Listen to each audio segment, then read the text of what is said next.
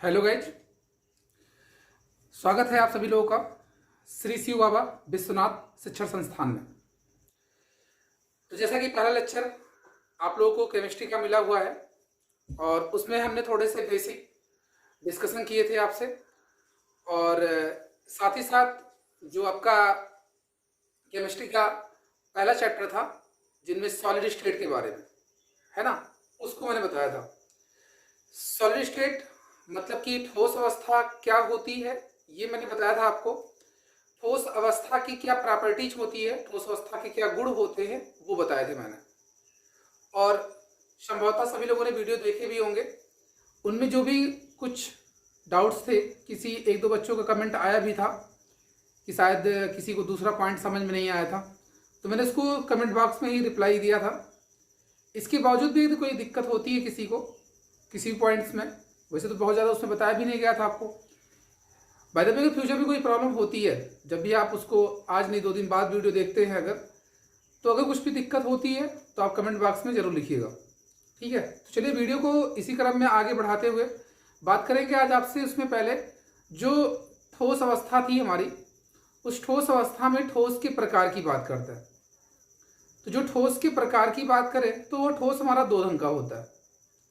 एक होता है हमारा क्रिस्टलीय ठोस और दूसरा होता है अक्रिस्टलीय ठोस, ठीक है। मतलब कि अगर मैं यहाँ पे आपसे बात कर रहा हूँ कि जो ठोस अवस्था है उसको अगर हम लोग क्लासीफाई कर रहे हैं, वर्गीकृत करना चाह रहे हैं, तो उसके लिए 2 बताए गए हमें। एक है हमारा जो बताया जा रहा है आपको क्रिस्टलीय, जिसको क्रिस्टलाइन सॉलिड बोलेंगे आप, और दूसरा है आपका एमॉर्फस सॉलिड, अक्रिस्टलीय ठोस कहते हैं। तो इन दोनों को अगर हम लोग देखना चाहें यहाँ पर, तो यही बताना है हमें कि दोनों में क्या डिफरेंस होता है ना। ये इंपॉर्टेंट फैक्ट होता है एक, दोनों में डिफरेंस पूछे भी जाते हैं एग्जाम में भी। तो आप लोग इसको ध्यान से सुनिए पहले एक बार, फिर मैं इसको बोर्डिंग करके बताता ही हूँ आपको। तो देखिए, सबसे पहले जो क्रिस्टलीय ठोस होते हैं उनमें जो अवयवी कण होता है, कंस्टिट्यूट पार्टिकल जो होते हैं उसके, वो एक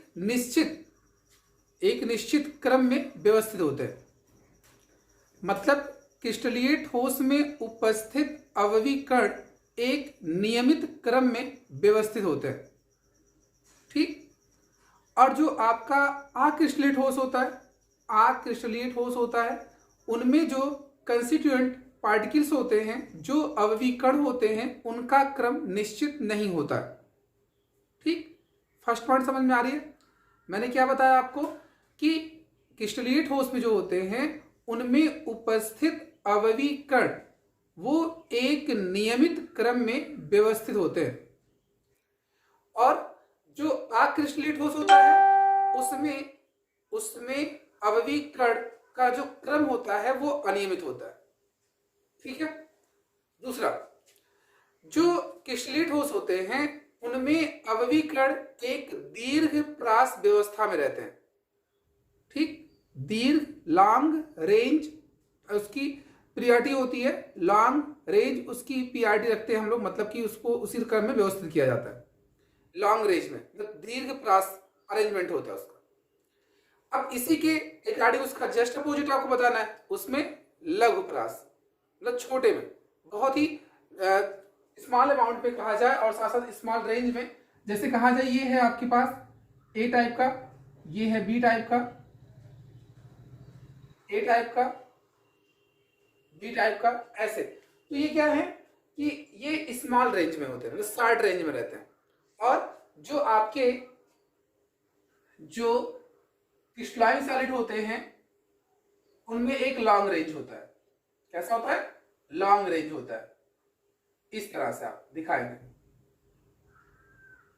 समझ रहे हैं। इनमें क्रम जो होगा वो नियमित रहेगा। बातें समझ में आ रही सबको?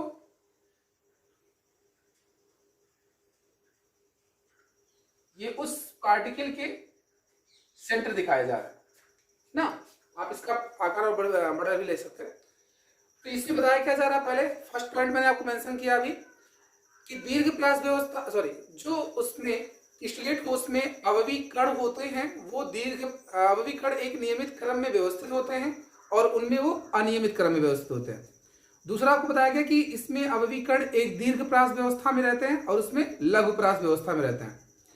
क्रिस्टलीय ठोस एक वास्तविक ठोस को रिप्रेजेंट करता है, एक वास्तविक ठोस को प्रदर्शित करता है। अक्रिस्टलीय ठोस जो होते हैं, अक्रिस्टलीय ठोस जो होते हैं वो आभासी ठोस या छद्म ठोस कहते हैं, जिसको सूडो ठोस भी कहा जाता है, या इसका एक दूसरा नाम भी है, उसे अतिशीतित द्रव भी कहते हैं, सुपर कूल्ड लिक्विड। ठीक है, 3 पॉइंट समझ में आई। फिर अगला जो आपका है कि जो फोर्स ऑफ अट्रैक्शन होता है, जो कणों के बीच का आकर्षण बल होता है वो हाई होता है। मतलब कि इस क्रिस्टलीय ठोस में अवयवी कण प्रबल अंतरा आणविक बल के द्वारा जुड़े होते हैं। ठीक, और जो आपका उसमें होता है उनमें वांडर वाल बल होते हैं, मतलब कि दुर्बल जो अवयवी कण रहते हैं वहां पर वो दुर्बल बलों के द्वारा एक दूसरे से जुड़े रहते हैं। ठीक है, और इसके बाद जो होता है आपके क्रिस्टलीय सॉलिड में, तो आपको बताया गया इसमें कि जो क्रिस्टलीय ठोस होते थे वो विषमदैशिक होंगे। कैसे होंगे? विषमदैशिक होंगे, और जो अक्रिस्टलीय ठोस होगा वो समदैशिक होगा। ठीक है, तो ये चीजें आपको बता दी गई। मैं एक बार फिर से रिवाइज कर रहा हूं यहाँ पे सारे जो भी कॉन्सेप्ट्स थे, और फिर से एक बार पर सबको रिवाइज कर लीजिएगा। मैंने कहा आपसे कि क्रिस्टलीय ठोस में अवयवी कण एक नियमित क्रम में व्यवस्थित होते हैं। अक्रिस्टलीय ठोस में जो अवयवी कण रहते हैं उनका क्रम नियमित नहीं होता है। क्रिस्टलीय ठोस में अवयवी कण एक दीर्घप्रास व्यवस्था में होते हैं और उसमें लघुप्रास व्यवस्था में होते हैं। ठीक है, इनका जो गलनांक होता है क्रिस्टलीय ठोस का वो निश्चित होता है। एक निश्चित गलनांक पर, एक निश्चित ताप पर ही वो क्या होते हैं? गलने लगते हैं। लेकिन अक्रिस्टलीय ठोस का नियमित गलनांक नहीं होता है। क्रिस्टलीय ठोस आपका एक वास्तविक ठोस होता है और अक्रिस्टलीय ठोस एक आभासी ठोस होता है, जिसको छद्म ठोस कहते हैं आप, या उसी को आप बोल सकते हैं दूसरा नाम उसका अतिशीतित द्रव कहते हैं। ठीक है, इनकी जो मेल्टिंग पॉइंट होती है वो हाई होती है, मतलब इनका गलनांक जो रहता है वो उच्च होता है।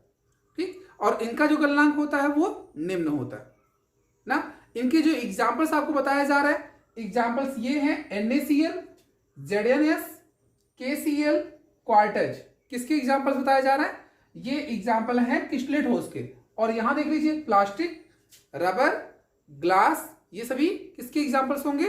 अक्रिस्टलीय ठोस के ना। इस पूरे चैप्टर में जो हमें पढ़ाया जाएगा वो क्रिस्टलीय ठोस के बारे में ही बताया जाएगा। तो क्रिस्टलीय ठोस के बारे में हम लोग यहाँ देखते हैं कि क्रिस्टलीय ठोस आगे और क्या बता रहा है। क्रिस्टलीय ठोस कितने प्रकार के होते हैं इनकी चर्चा आपसे कर रहे हैं। चलिए देखते हैं। जो क्रिस्टलीय ठोस होता है आपका ये 4 प्रकार का होता है।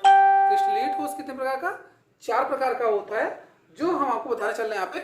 देखिए, types of crystalline solid, types of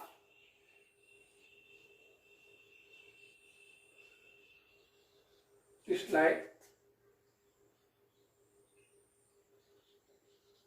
solid.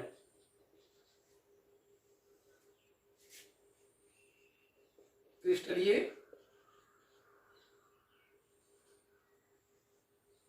ठोस के प्रकार। देखिए, ये कुल मिला के 4 प्रकार की होती है। ठीक है, 4 प्रकार की होती है। अब देखिए, जो पहला इसका होगा जिसको आप यहां पे बोलते हैं मेटैलिक सॉलिड, धात्विक ठोस। दूसरा है कोवैलेंट सॉलिड, सहसंयोजी ठोस कहते हैं आप इसे। तीसरा है आपका मॉलिक्यूलर सॉलिड, आणविक ठोस कहते हैं आप इसे, आणविक ठोस कहते हैं। और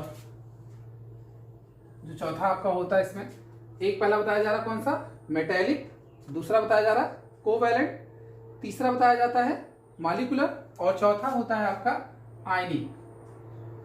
आयनिक सॉलिड, आयनिक ठोस।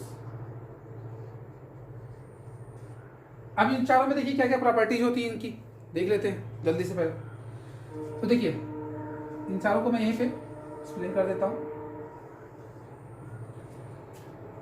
तो जो सबसे पहले इसकी जो कंस्टिट्यूएंट पार्टिकल्स होते हैं, जो इनके अवयवी कण होते हैं, मैं यहाँ पे पढ़ा रहा हूँ क्रिस्टलीय ठोस के प्रकार में। क्रिस्टलीय ठोस प्रकार जो आपको बताएगा, 4 प्रकार के बताया जा रहा है।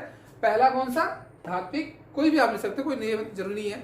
बुक में होता है यहाँ शुरू किया गया आयनिक ठोस, फिर उसके बाद धात्विक ठोस, फिर सहसंयोजी ठोस, तब जाके आणविक ठोस। ठीक है, ऐसा। तो आपको किसी भी क्रम में हो, क्रम के यहाँ पे कोई विशेष वो नहीं है रोल।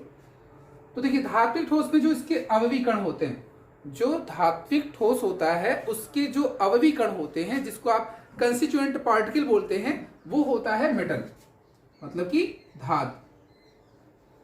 ठीक है, मेटल। इनमें जो होते हैं, जो कोवैलेंट सॉलिड आपका होता है, सहसंयोजी ठोस आपके होते हैं, उस वाले में आपके जो कंस्टिट्यूएंट पार्टिकल्स रहते हैं वो कोई ना कोई अणु रहता है, कोई ना कोई अणु रहता है। मतलब कि यहां पर मॉलिक्यूलर में जो भी आप दिखाएंगे कोई अणु लेंगे। अब अगला जो आपका है आणविक ठोस में, इसके अंतर्गत आप दिखाएंगे कुछ ऐसे सहसंयोजी यौगिक रहते हैं जो केवल एक ही फॉर्म में पाए जाते हैं, जैसे कि अक्रिय गैसों को आ जाए। ठीक है, अक्रिय गैसों में आ जाए, उनकी चर्चा करेंगे। ये थोड़ा सा अलग है, इसकी बात करेंगे हम आपसे भी। और आयनिक ठोस, इसमें जो अवयवी कण होते हैं वो आयन रहते हैं। क्या होते हैं ये? आयन। इसमें चाहे वो कैटायन हो या एनायन हो, जिसको आप धनायन या ऋणायन बोल सकते हैं, या ऋणायन। ठीक है, तो इस तरह से आप यहां पे बता सकते हैं कि जो धात्विक ठोस होता है उसका अवयवी कण धातु होगा। कोवैलेंट में जो आपको बताया जा रहा है इसमें अणु होते हैं, मतलब कि सहसंयोजी ठोस के रूप में अगर आप दिखाना चाहते हैं तो उसमें उस सहसंयोजी बंधों के द्वारा ही जुड़े रहेंगे। ठीक है, और अणु आपका रहेगा उसमें। वही कंडीशन इसमें बताया जिससे जो अक्रिय गैस आ गए या जो भी अपने परमाणविक फॉर्म में रहते हैं, जैसे हीलियम हो गया, नियान हो गए, आर्गन हो गए, ये सभी एक परमाणु अणु के रूप में आती हैं। इसी तरह से आपके पास अगर आ जाता है फास्फोरस ले लीजिए P4, तो ये चतुष्परमाणुक अणु है। S8 ले लीजिए, अष्ट परमाणुक अणु है। ठीक है, तो ये चीजें आप इससे बता सकते हैं। और यहाँ आपका आता है आयनिक ठोस। आयनिक ठोस में जो उसके कंस्टिट्यूएंट पार्टिकल्स होंगे, जो उनके अवयवी कण होंगे, वो कौन से होंगे? आयन होंगे, जिनमें धनायन या ऋणायन, दैट मींस कैटायन या एनायन की आप बात कर रहे हैं। ठीक है, तो ये तो होगा इसमें। अब इनके बीच जो फोर्स ऑफ अट्रैक्शन होता है, जो इनका आकर्षण बल होता है, वो कौन कौन से बलों के द्वारा एक दूसरे से जुड़े रहते हैं, उनकी चर्चा करते हैं, वो यहाँ पे प्रमुख है। तो इसका जो फोर्स ऑफ अट्रैक्शन होता है वो मेटेलिक फोर्स ही रहते हैं, अर्थात धात्विक बल ही काम करता है यहाँ पर इस वाले में। इसके अंदर में जो होता है वो एक कोवैलेंट, इसमें जो आपके रहते हैं वो कोवैलेंट आपके फोर्स यहाँ पे काम करेंगे, सहसंयोजी बल के रूप में बता सकते हैं। यहाँ पर एक वान डर वाल बल कार्य करेगा, वान डर वाल बल। और यहाँ पर जो आपका रहेगा इस वाले में वो होता है आयनिक, आयनिक बॉन्ड जिसको आप बोलते हैं वो रहता है, या इसमें इलेक्ट्रोस्टैटिक फोर्स होता है जिसको वैद्युत स्थैतिक बल कहते हैं। ठीक है, तो ये इतनी चीजें आपको इसके अंतर्गत जाननी है। अभी जितना आज बताया गया इनको सिर्फ एक बार अच्छे से रिवाइज करिएगा। अगर कुछ इसमें डाउट्स होते हैं किसी के भी, तो आप उनको कमेंट बॉक्स में रखिएगा, उसका सोल्यूशन आपको बता दिया जाएगा फिर से। और इसको मैं एक बार फिर से रिवाइज करूंगा अगर कुछ दिक्कत होती है किसी को तो, क्योंकि वीडियो बहुत लंबा इसमें अभी जा नहीं पा रहा, तो इसलिए आप लोग जितना बताया जाए उसको अच्छे से रिवाइज करिए। ठीक है, बाकी अगले वीडियो में धन्यवाद।